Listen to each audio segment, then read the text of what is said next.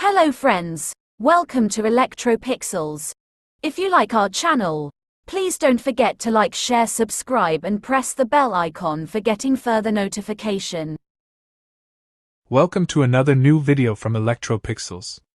Today, we are introducing a new universal motherboard designed specifically for 24-inch LED TVs. The model number of this board is T.R67.675.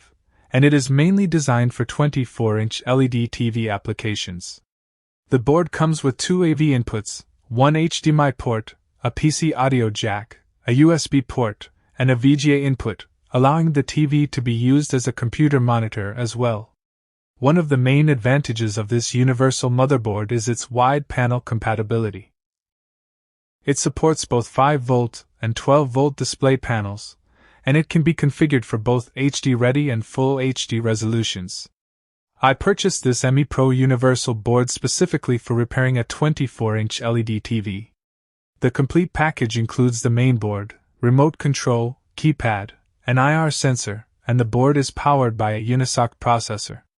To configure the panel resolution to Full HD, press the source button on the remote and enter the code 03771. For HD-ready resolution, press source and enter 03772.